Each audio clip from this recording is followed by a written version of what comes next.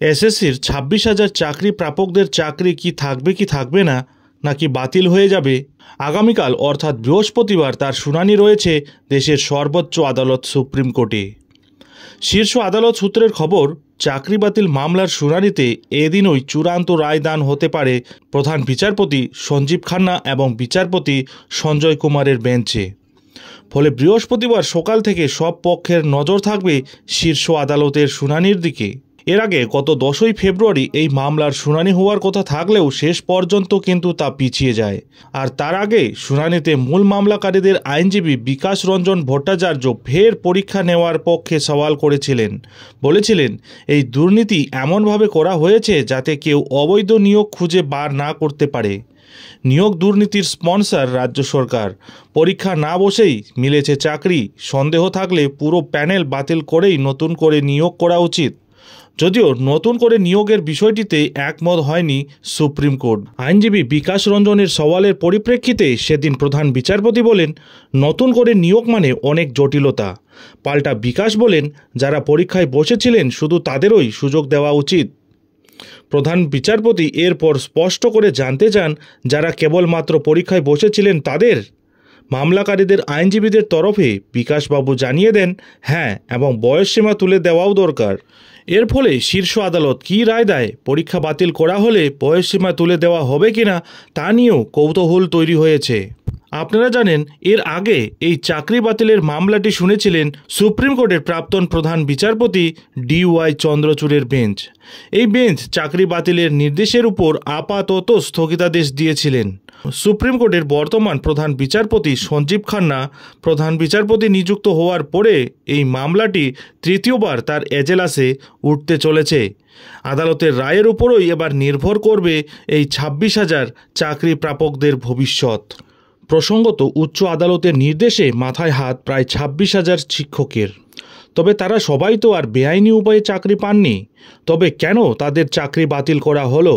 কলকাতা হাইকোর্টের রায়ের পর এই নিয়ে আন্দোলনকারী চাকরি প্রার্থীদের আইনজীবী ফিরদৌস শামীম যে ব্যাখ্যা করেছিলেন, তা থেকে মনে করা হচ্ছে রাজ্য সরকারের গাফিলতির কারণেই প্রায় 26,000 চাকরি প্রার্থীরা চাকরি হারিয়েছিলেন। এই নিয়ে কি বললেন অ্যাডভোকেট? এর আগে এই মামলার শুনানির সময় প্রকৃত চাকরি প্রাপকদের হিসেব দিতে বলা হয়েছিল রাজ্য সরকারকে। তবে রাজ্য সরকার আদালতের নির্দেশ মতো তা করতে পারেনি। এদিকে দেখা যায়, এসএসসির যত সুপারিশ ছিল তার থেকে বেশি লোক চাকরি করছে। অর্থাৎ সুপার নিউমেরিক পোস্টেও প্রচুর বেআইনিভাবে চাকরি পেয়েছিলেন। সেই কারণেই কলকাতা হাইকোর্ট জানিয়েছে 2016-র পুরো প্যানেল বাতিল করতে বাধ্য হচ্ছেন তারা। প্রসঙ্গত, বিচারপতি দেবাংশু বসাক এবং বিচারপতি মোহাম্মদ সব্বর রশিদের ডিভিশন বেঞ্চ রায়দান করে বলে, 2016 সালে গ্রুপ সি গ্রুপ ডি নবম দ্বাদশে নিয়োগ পাওয়া এসএসসি চাকরি প্রাপকদের সবার চাকরি বাতিল হবে। পর্যবেক্ষণে উচ্চ আদালত বলে, মেয়াদ উত্তীর্ণ প্যানেলে যারা চাকরি পেয়েছেন তাদের চাকরি বৈধ হতে পারে না। অন্যদিকে চাকরিহারাদের 4 সপ্তাহের মধ্যে সব বেতন ফেরত দেওয়ার নির্দেশও দিয়েছিল কলকাতা হাইকোর্ট। প্রাপ্ত বেতনের ওপর 12% হারে সুদ দিতে হবে চাকরিহারাদের। এর জন্য চাকরিহারাদের 4 সপ্তাহ সময়ও দিয়েছিল কলকাতা হাইকোর্ট। এই টাকা জেলা শাসকের কাছে জমা করতে হবে তাদের। পরে জেলা শাসক পরবর্তী 2 সপ্তাহের মধ্যে ওই টাকা হাইকোর্টে জমা দেবেন। রাজ্যের এই 26,000 চাকরি বাতিল মামলাটি দীর্ঘদিন ধরেই সুপ্রিম কোর্টে চলছে। এই 26,000 চাকরি বাতিলের এই মামলায় একাধিক জটিলতাও রয়েছে, যার মধ্যে অন্যতম হল যোগ্য এবং অযোগ্যদের বাছাইয়ের সমস্যা।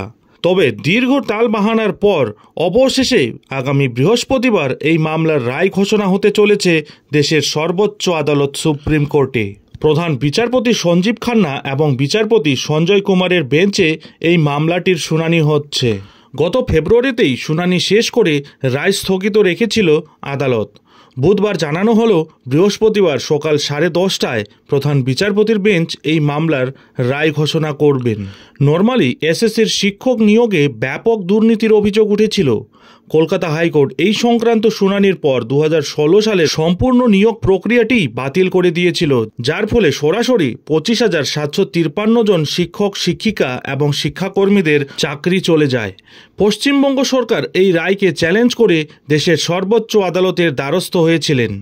গত 10ই ফেব্রুয়ারি শীর্ষ আদালতে শেষ হয় এই মামলাটির শুনানি।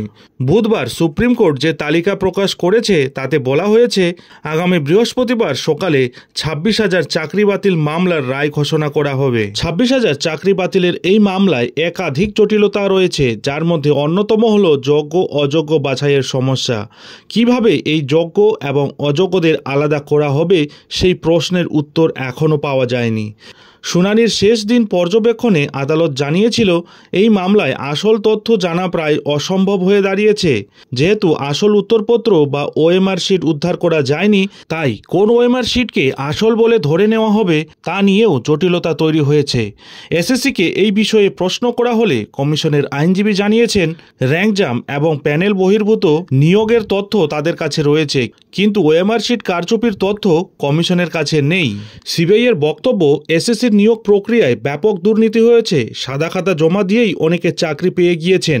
তাই 26,000 চাকরি বাতিলের এই মামলায় কলকাতা হাইকোর্টের রায়ই বহাল রাখা হোক। অন্যদিকে রাজ্য সরকারের তরফে আদালতে জানানো হয় এতজন শিক্ষকের চাকরি একসঙ্গে বাতিল করা হলে রাজ্যের শিক্ষা ব্যবস্থা ভেঙে পড়তে পারে।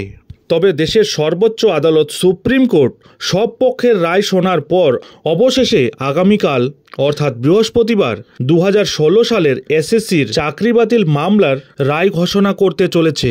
এখন দেখার বিষয় হলো এই রায় কাদের পক্ষে যায়। নজর থাকবে সেদিকে। যাই হোক, এখন এখানেই শেষ করছি। এই ধরনের পরবর্তী লেটেস্ট আপডেটগুলি ঠিক সময় মতো পেতে অবশ্যই চ্যানেলে চোখ রাখুন।